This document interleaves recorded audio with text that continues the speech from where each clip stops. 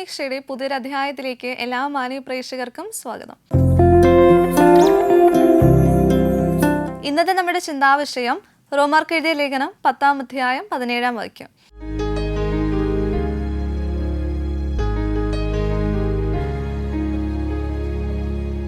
ആകയാൽ വിശ്വാസം കേൾവിയാലും കേൾവി ക്രിസ്തുവിൻ്റെ വചനത്താലും വരുന്നു.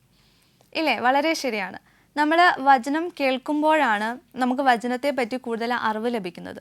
അപ്പോൾ ഈ വചനവും വിശ്വാസവും ഒക്കെ നമ്മുടെ ജീവിതത്തിൽ വരണമെങ്കിൽ നമ്മൾ കേൾക്കുന്ന രീതിയിൽ അത് കേൾക്കുന്ന രീതിയിൽ അത് നമ്മുടെ ജീവിതത്തിൽ പ്രാവർത്തികമാക്കാൻ ശ്രമിക്കുക.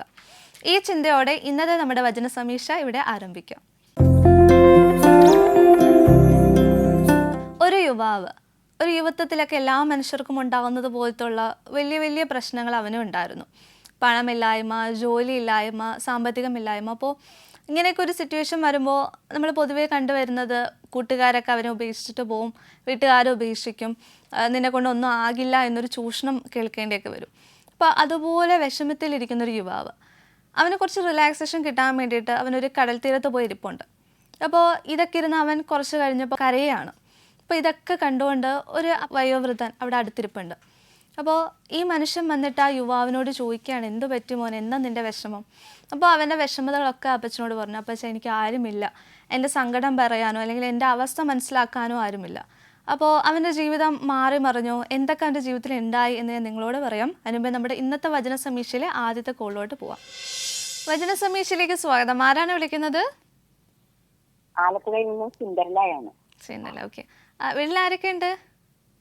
വീട്ടിൽ എന്റെ ഭർത്താവുണ്ട്, 3 മക്കളുണ്ട്, 2 മരുമക്കളുണ്ട്, 2 പേരക്കുട്ടികളുണ്ട്.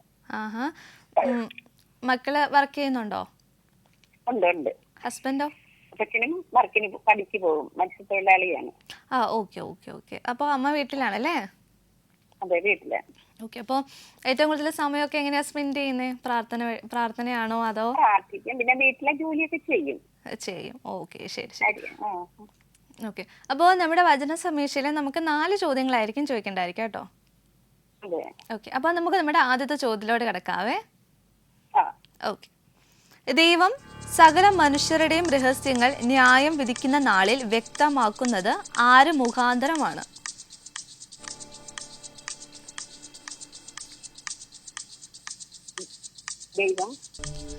ദൈവം സകല മനുഷ്യരുടെയും രഹസ്യങ്ങൾ ന്യായം വിധിക്കുന്ന നാളിൽ വ്യക്തമാക്കുന്നത് ആര് മുഖാന്തരമാണ്? അതെ, ശരിയായിട്ടുള്ള ഉത്തരമാണ്. ഉത്തരം യേശുക്രിസ്തു. ഓക്കെ. അപ്പോ വീട്ടിൽ ഇരിക്കുന്നോണ്ട് എന്നും സന്ധ്യാപ്രാർത്ഥനയൊക്കെ എത്തിക്കാൻ പറ്റാറുണ്ടോ? എത്തിക്കുന്നുണ്ടോ? എല്ലാരും കൂടുവോ മക്കളൊക്കെ? എല്ലാരും കൂടെ ഇരുന്ന് കുടുംബ പ്രാർത്ഥന ചൊല്ലുമല്ലേ? സ്ഥിരം ചൊല്ലാറുണ്ട്. ഓക്കെ. അപ്പോൾ എപ്പോഴെങ്കിലും ബൈബിള് വായിച്ചു തീർക്കാനുള്ളൊരു അവസരം കിട്ടിയിട്ടുണ്ടോ? മുഴുവൻ വായിച്ചു തീർക്കാൻ? മുഴുവൻ. ഞങ്ങള് പ്രാർത്ഥന ചൊല്ലുമ്പോ ഇതുപോലെ ഉൽപ്പത്തി മുതല് പിന്നെ വെളിപാട് വരെ വായിച്ചേ. അത് ഞാൻ ഒറ്റയ്ക്കല്ല, എല്ലാരും ഇടയ്ക്ക് വായിക്കും. അങ്ങനെ വായിച്ചു തീർത്തിട്ടുണ്ട്. ഓക്കെ. അപ്പോ ബൈബിളിൽ ഏറ്റവും കൂടുതൽ ഇഷ്ടപ്പെട്ട ഒരു പുസ്തകം ഏതായിരിക്കും? എനിക്ക് ഏറ്റവും ഇഷ്ടപ്പെട്ട റൂത്തിൻ്റെതാണ്. എന്തുകൊണ്ടായിരിക്കും? റൂത്തിന്റെ ഏറ്റവും കൂടുതൽ ഇഷ്ടപ്പെടാൻ? അത് പിന്നെ നവോമിയുടെ 2 ആൺമക്കളും മരിച്ചിട്ടും ആ മരുമോള് ആ അമ്മയെ വിടാതെ അവരുടെ കൂടെ തന്നെ പോയില്ലേ. ഇളയ മരുമകള് പോയിട്ട് മൂത്ത മരുമോള് പോകാതെ അമ്മയുടെ നാട്ടിൽ ചെന്ന് അവള് ജീവിച്ച് അവസാനം യേശുവിന്റെ വംശാവലിയില് അവള് വന്നതായില്ലേ. അതുകൊണ്ടാണ് ഏറ്റവും കൂടുതൽ ഇഷ്ടം അല്ലേ? ഓക്കെ. അപ്പോൾ നമുക്ക് നമ്മുടെ അടുത്ത ചോദ്യത്തിലോട്ട് കിടക്കാവേ. ദൈവം സകല മനുഷ്യരുടെയും രഹസ്യങ്ങൾ യേശുക്രിസ്തു മുഖാന്തരം ന്യായം വിധിക്കുന്നത് ഏതിനനുസരിച്ചാണ്?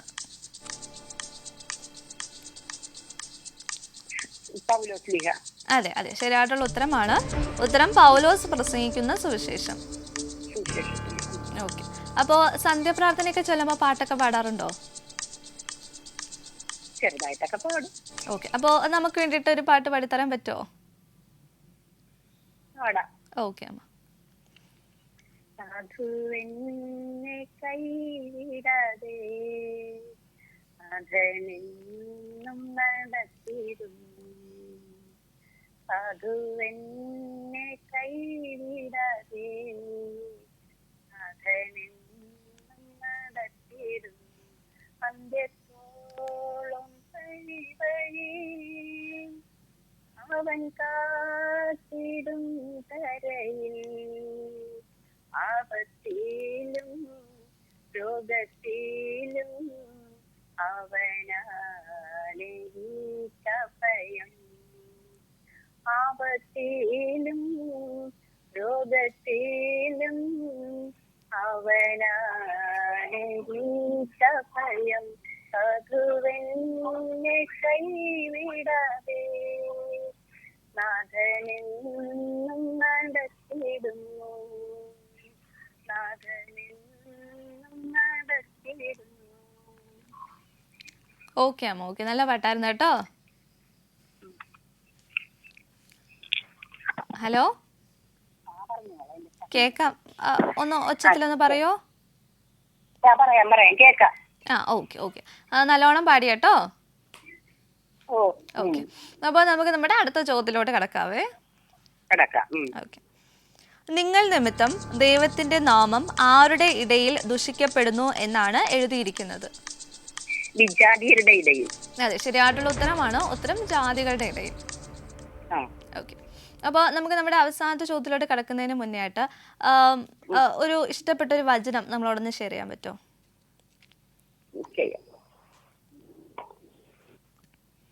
ആകാശത്തിലെ പക്ഷികളെ നോക്കുവിൻ, അവ വിതയ്ക്കുന്നില്ല, കൊയ്യുന്നില്ല, കളപ്പുരയിൽ ശേഖരിക്കുന്നുമില്ല, എങ്കിലും നിങ്ങളുടെ സ്വർഗ്ഗസ്ഥനായ പിതാവ് അവയെ തീറ്റിപ്പൊറ്റുന്നു. അവയേക്കാൾ എത്രയോ വിലപ്പെട്ടവരാണ് നിങ്ങൾ. ഉത്കണ്ഠ മൂലം ആയുസിന്റെ ദൈർഘ്യം ഒരു മുഴമെങ്കിലും കൂട്ടാൻ നിങ്ങളിൽ ആർക്കെങ്കിലും സാധിക്കുമോ? വസ്ത്രത്തെ പറ്റിയും നിങ്ങൾ എന്തിനാകുലരാകുന്നു? വയലിലെ ലില്ലികൾ എങ്ങനെ വളരുന്നു എന്ന് നോക്കുക. അവ അധ്വാനിക്കുന്നില്ല, നൂൽക്കുന്നുമില്ല. സത്യമായി ഞാൻ നിങ്ങളോട് പറയുന്നു, സോളമൻ പോലും തന്റെ സർവ്വമഹത്വത്തിലും ഇവയിലൊന്നിനെ പോലെ അലങ്കൃതനായിരുന്നില്ല. ഓക്കെ ഓക്കെ ഓക്കെ അമ്മ, ഓക്കെ. അത് വലിയൊരു വചനമാണല്ലേ? അതെ.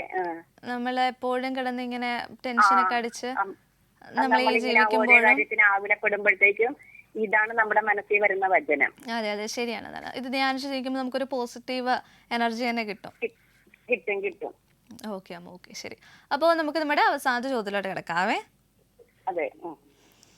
നീ ഏറ്റ പരിശീലന പ്രയോജനമുള്ളതാകുന്നത് എപ്പോഴാണ്?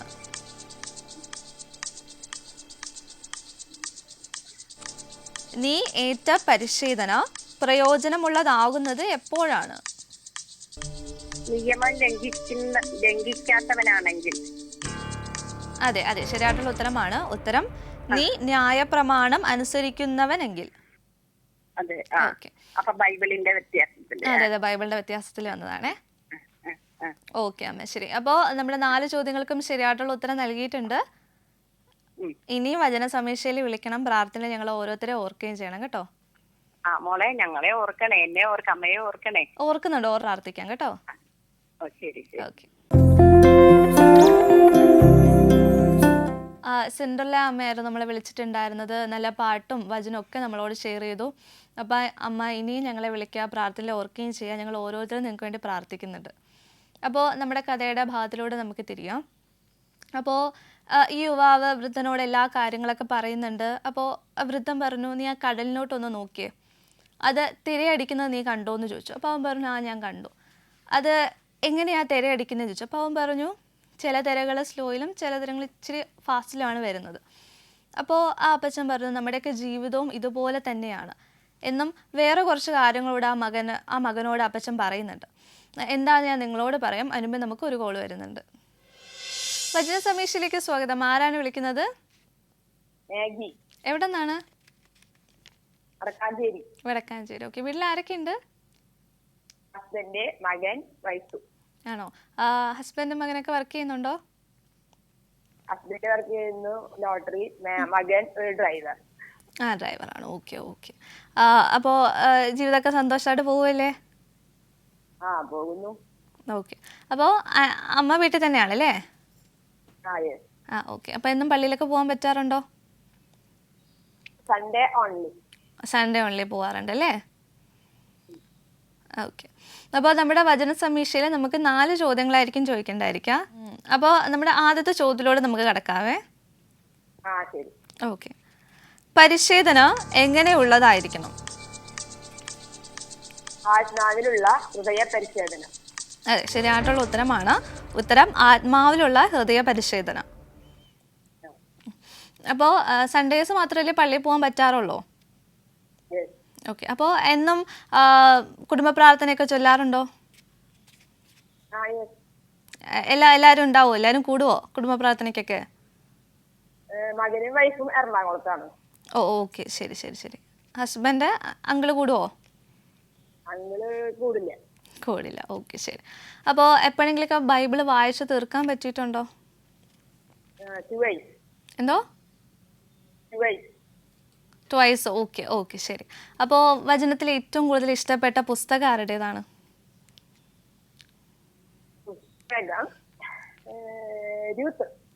അവിടെ റൂത്തിൻ്റെ ആണല്ലേ? ആ ഓക്കെ ശരി. അപ്പോൾ നമുക്ക് നമ്മുടെ അടുത്ത ചോദ്യത്തിലോട്ട് കിടക്കാവേ. ദൈവം സത്യവാനും മനുഷ്യരെല്ലാം എന്ത് പറയുന്നവരും ആകുന്നു?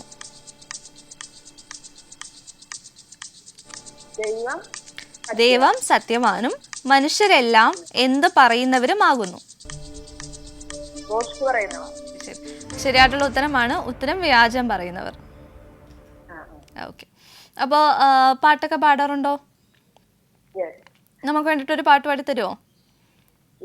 ഓക്കെ. எங்களுக்குள்ளே வாசம் செய்யும் ஆவியானவரே, இந்நாளிலும் சிதம்பரம் நடத்தி செல்லுமையா. ஆவியானவரே, ஆவியானவரே, பரிசுத்த ஆவியானவரே, எப்படி நான் ஜெபிக்க வேண்டும், எதற்காக ஜெபிக்க வேண்டும், கற்றுத்தாரும் ஆவியானவரே. எப்படி நான் ஜெபிக்க வேண்டும், எதற்காக ஜெபிக்க வேண்டும், கற்றுத்தாரும் ஆவியானவரே. வேதவசனம் புரிந்தும் கொண்டு விளக்கங்களை அறிந்திட வெளிச்சம் தாரும் ஆவியானவரே. வேதவசனம் புரிந்தும் கொண்டு விளக்கங்களை அறிந்திட வெளிச்சம் தாரும் ஆவியானவரே. ஆவியானவரே, ஆவியானவரே, பரிசுத்த ஆவியானவரே. ഓക്കെ ഏട്ടാ, നല്ല പാട്ടായിരുന്നു കേട്ടോ. ശരി, താങ്ക് യു സോ മച്ച്. നമുക്ക് നമ്മുടെ അടുത്ത ചോദ്യത്തിലോട്ട് കിടക്കാവേ. ന്യായപ്രമാണത്താൽ ലഭിക്കുന്നത് എന്താണ്?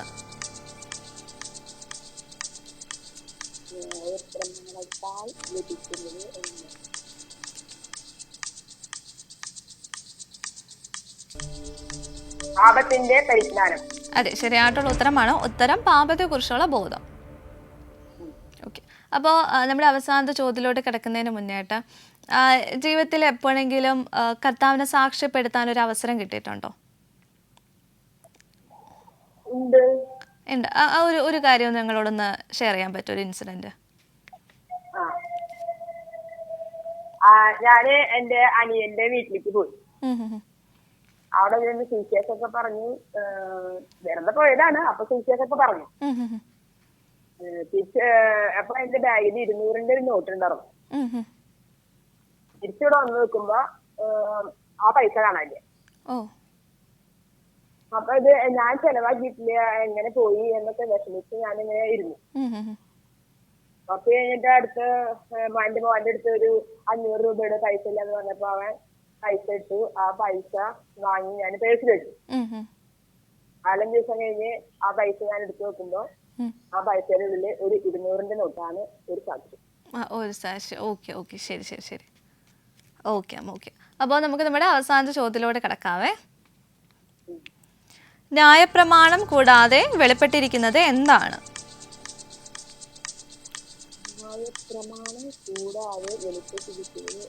എന്താണ്? ഇപ്പോഴോ ദൈവത്തിന്റെ നീതി വിശ്വസിക്കുന്ന എല്ലാവർക്കും യേശുക്രിസ്തുവിന്റെ വിശ്വാസത്താലുള്ള ദൈവനീതി തന്നെ. അതെ, ശരിയായിട്ടുള്ള ഉത്തരമാണ്. ഉത്തരം ദൈവത്തിന്റെ നീതി. ഓക്കെ. അപ്പോൾ നമ്മുടെ 4 ചോദ്യങ്ങൾക്കും ശരിയായിട്ടുള്ള ഉത്തരം നൽകിയിട്ടുണ്ട്. ഇനിയും ഞങ്ങളുടെ വചന സമീക്ഷയിൽ വിളിക്കണം കേട്ടോ. ഓക്കെ. ഓക്കെ, ഞങ്ങൾ ഓരോരുത്തരും പ്രാർത്ഥനയിൽ ഓർക്കണം, ഞങ്ങളും ഓർക്കാം. ഓക്കെ.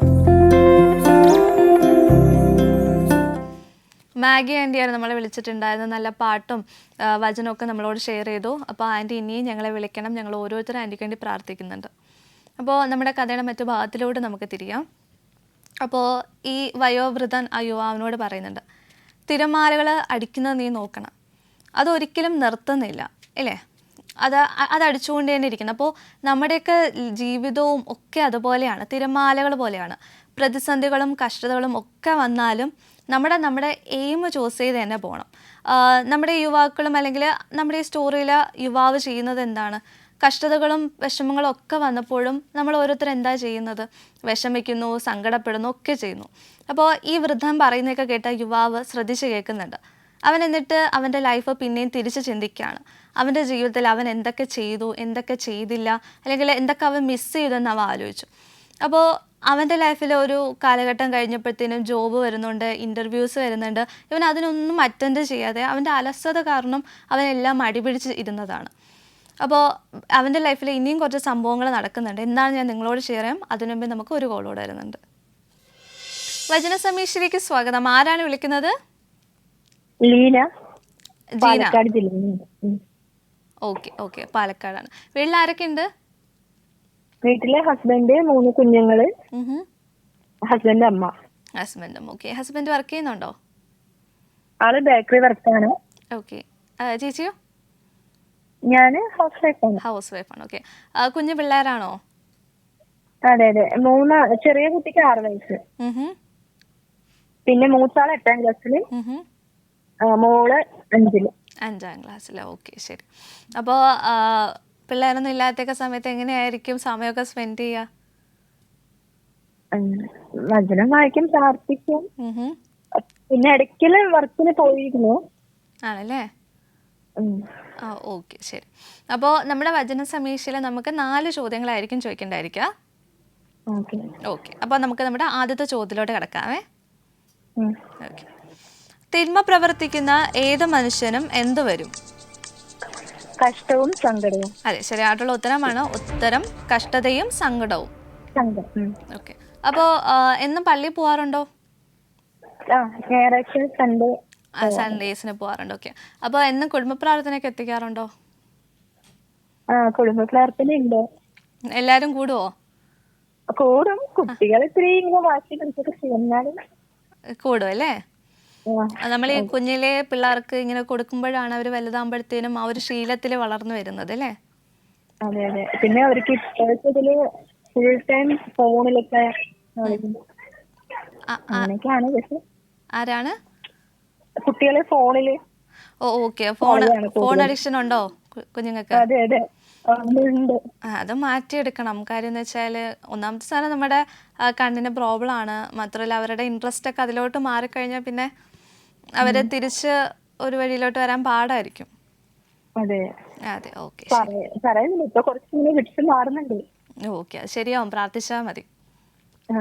ഓക്കെ. അപ്പൊ നമുക്ക് നമ്മുടെ അടുത്ത ചോദ്യത്തിലോട്ട് കിടക്കാവേ. നന്മ പ്രവർത്തിക്കുന്ന ഏവരും ലഭിക്കുന്നത് എന്താണ്? മഹത്വവും മാനവും സമാധാനവും. അതെ, ശരിയായിട്ടുള്ള ഉത്തരമാണ്. ഉത്തരം മഹത്വവും ബഹുമാനവും സമാധാനവും. എപ്പോഴെങ്കിലും ബൈബിള് വായിച്ചു തീർക്കാൻ പറ്റിയിട്ടുണ്ടോ? ബൈബിള് കുറെ വർഷം മുമ്പ് വായിച്ച് തീർത്തിട്ടുണ്ട്. പക്ഷെ കണ്ടിന്യൂസ് ആയിട്ട് പറ്റിയിട്ടില്ല.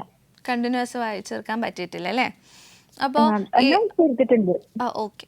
അപ്പൊ എന്നും കുടുംബ പ്രാർത്ഥന എത്തിക്കുമ്പോഴത്തേനും നമ്മൾ വചനമൊക്കെ വായിക്കാറില്ലേ? അതെ. അപ്പൊ അങ്ങനെ നമ്മൾ ചൂസ് ചെയ്ത് വെച്ചേക്കുന്ന ഒരു വചനം ഉണ്ടാവുമല്ലോ, ഉണ്ടോ? വചനം ഉണ്ട്. ഓക്കെ. അപ്പം അതിലൊരു വചനം ഞങ്ങളോടൊന്ന് ഷെയർ ചെയ്യോ? യഹോവയെ കാത്തിരിക്കുന്നത് ശക്തിയെ കൊടുക്കും. അതെപ്പോഴും നമ്മൾ പ്രാർത്ഥിക്കാറുണ്ട് അല്ലേ? ഓക്കെ, ശരി ശരി. അപ്പോൾ നമുക്ക് നമ്മുടെ അടുത്ത ചോദ്യത്തിലോട്ട് കിടക്കാവേ. മുഖപക്ഷം ഇല്ലാത്തത് ആരുടെ പക്കലാണ്? ദൈവത്തിന്റെ പക്കൽ. ഓക്കെ, ശരിയായിട്ടുള്ള ഉത്തരമാണ്. ഉത്തരം ദൈവത്തിന്റെ പക്കൽ. അപ്പോൾ പാട്ടൊക്കെ പാടാറുണ്ടോ? പാടാറുണ്ട്. ചർച്ചിൽ ആരാധനയ്ക്ക് പാടും. പള്ളികളിലൊക്കെ പാടാറുണ്ടോ? കൊയറെല്ലാം ഉണ്ടോ? കൊയർ ഇപ്പൊ കുട്ടികളെ നിർത്തുന്നത് കൊയറിലൊക്കെ. ആ ചേച്ചി പാടാറില്ല അല്ലേ? അപ്പോ നമുക്ക് വേണ്ടിയിട്ട് കുറച്ച് പാടിത്തരാൻ പറ്റുമോ? ഓക്കെ. ഓക്കെ. എന്നെ നടത്തും ആ പൊന്നു കരമോ ഒരു നാളിലും കുറുകിയില്ല. എന്നെ നടത്തും ആ പൊന്നു കരമോ ഒരു നാളിലും കുറുകിയില്ല. എൻ ശബ്ദം കേൾക്കുന്ന ഒരു കാതിലുണ്ട് ഒരു നാളും നല്ലതാകില്ല. എൻ ശബ്ദം കേൾക്കുന്ന ഒരു കാതിലുണ്ട് ഒരു നാളും മന്ദമാകില്ല. ഹല്ലേ ഹല്ലേലൂയ പാടിയിടും അഭുജബലത്താൽ നടത്തിയതാൽ.